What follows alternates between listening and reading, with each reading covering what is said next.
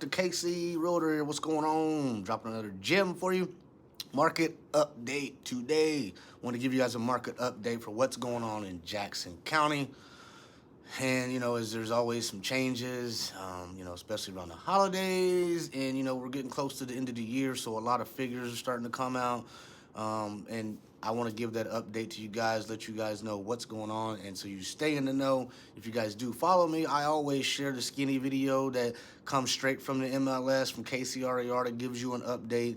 I also share reports as well from time to time, so you guys stay in the know and get an update.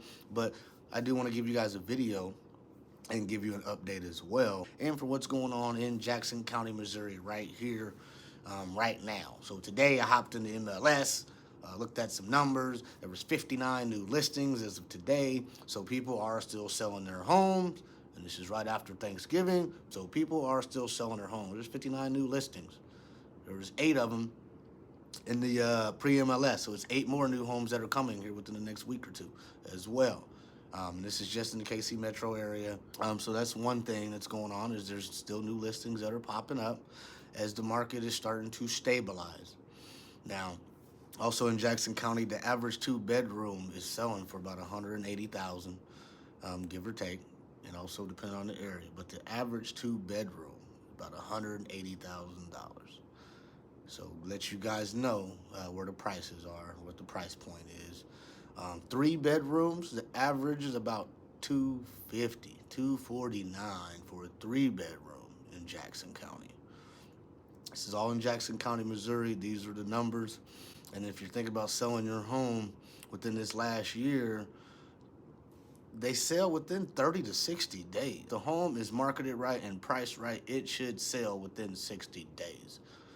Almost 3/4 of all the listings that were listed in Jackson County sold between 30 to 60 days. Now, there's some, depending on the price point, may be a little higher. The higher price points, they might sit a little longer, but it should sell within 30 to 60 days.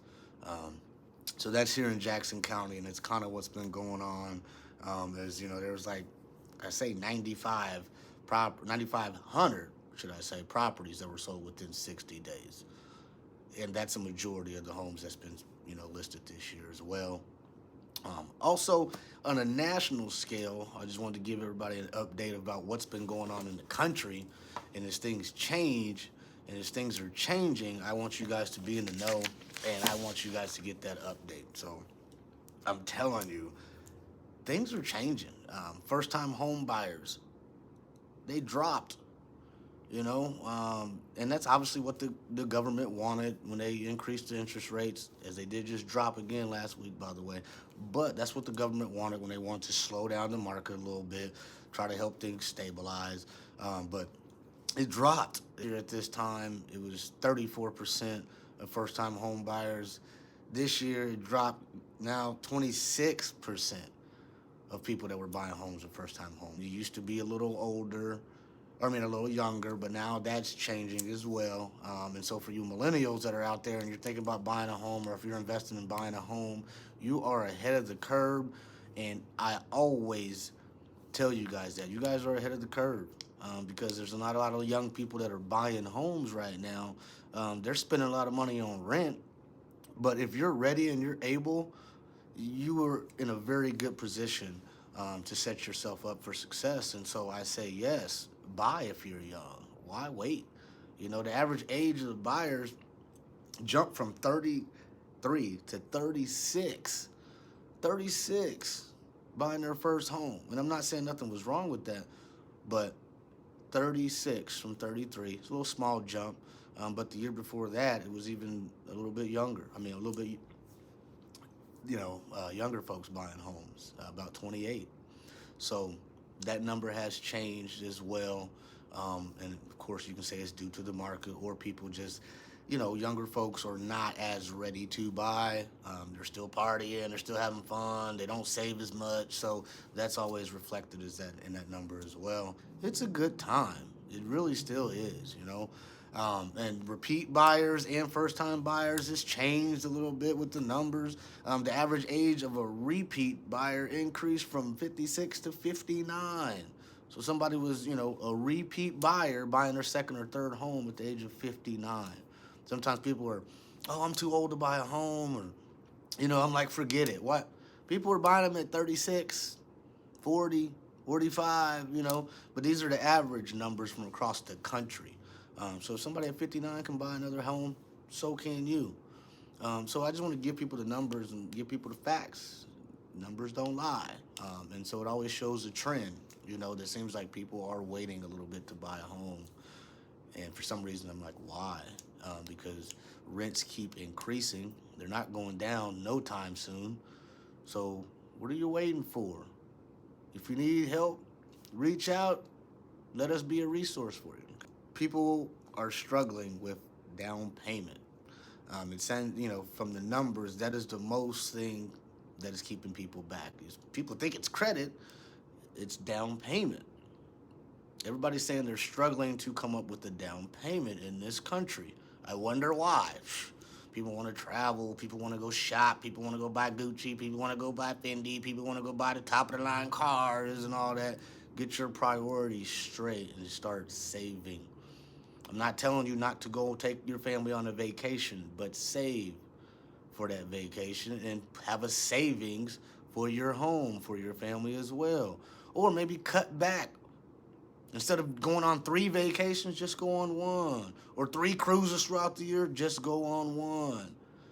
That money that you're spending on that vacation or that trip could be the down payment for your home. It's just 1 or 2 years to save. It's sacrifices. That's all it is. It's making that sacrifice. Do you want that for your family? And if so, make that sacrifice. People come to me and say, hey, I want to buy a home. And then, their credit's low. They don't have anything in savings.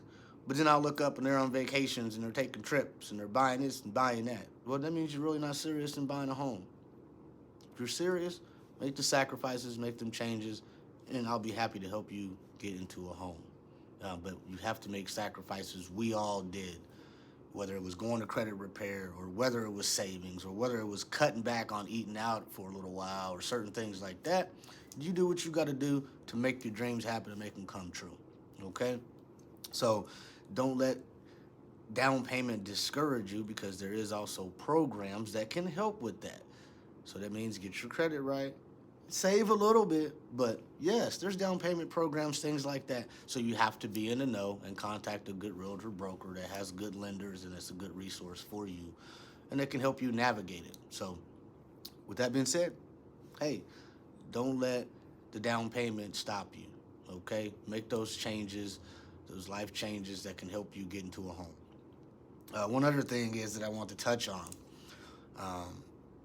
Blacks, but yes, that's what's going on in this country. Blacks and African Americans, we are struggling and we're behind the curve, and I just want to change that, as we are just struggling right now, and we are disproportionately the renters in this country. That's what it is. I'm not going to sugarcoat it. We're the renters. That's what it is. And I want to change that, and I want it to make it to where we're the homeowners and we're the landlords and people are renting from us. Okay? But we got to do our part. We got to make them sacrifices. We got to do what we need to do to make those changes. Okay? Don't let everybody else snatch up your piece of the pie. We work just as hard as everybody else does. Let's just go get it. At the end of the day, make them sacrifices. Quit buying your kid all them Jordans and just for the sake of it. And, oh, I want to go on this trip for the sake of... There go your down payment. There go your credit. Come on now, let's be better. I'm all about experiences and traveling. Yes, trust me, I am. But if you want a home and then you want to travel, you got to figure out which one's most important to you. We are falling behind. We really are. We're behind the curve. And, there's a lot of other things that factor into that. But at the end of the day, I always say it's us. We control what we want to control. But we are really falling behind in the home ownership category, and I would like to help change that. So we have to change.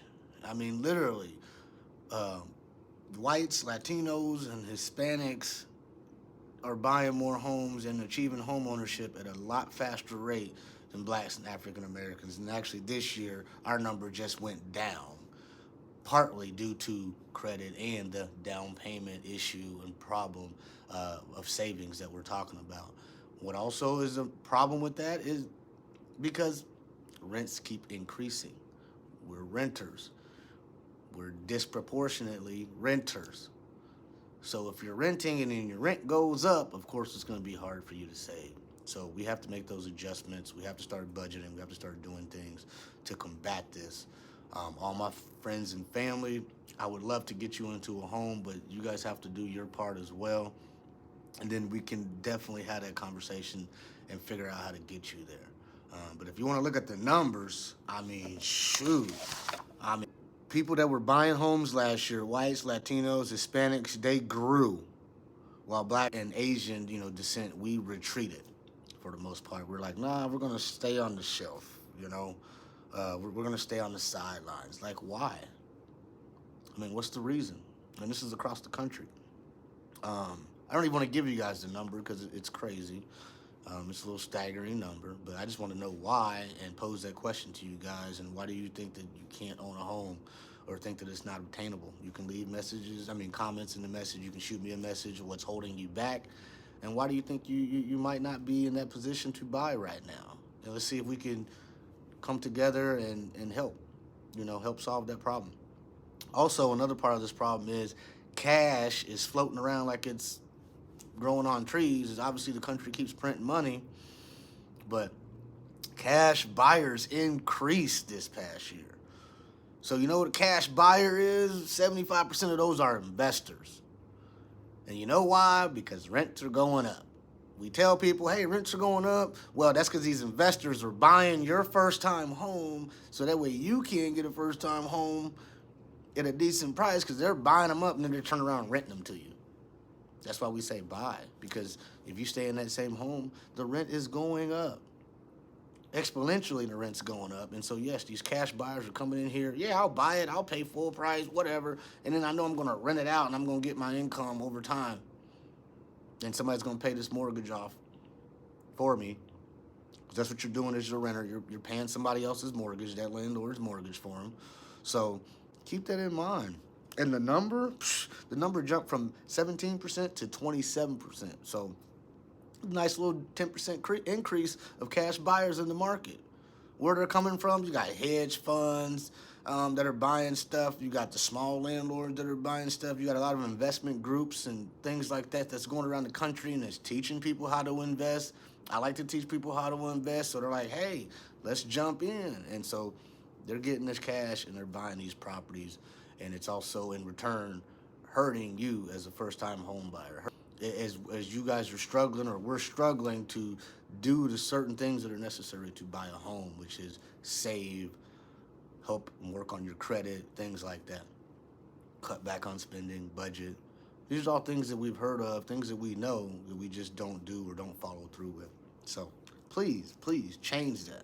Now, also, for people that are sitting on the fence and, they're hesitant about using an agent, people are still using us. 88% of people buying a home use an agent. 86% of people that sold their home last year used an agent. And if you pick a good one, we'll have your best interests at heart. Nobody wants to go at this alone. It can be stressful. It's a very big purchase if you're purchasing, and it can be a big deal if you're selling as well. So why not have somebody in your corner to help you, help hold your hand, help guide you? Those are the numbers, 88% and 86%. So by a majority, a lot of people realize the value of their agent and their broker, and they put us to use. Use me. Give me a call, shoot me a text. That's my market update. That's all my info I got for you guys today. Please don't hesitate to reach out if you need anything. Go subscribe, like all my channels, all that good stuff. Mark the KC Realtor. Everybody stay safe. Peace.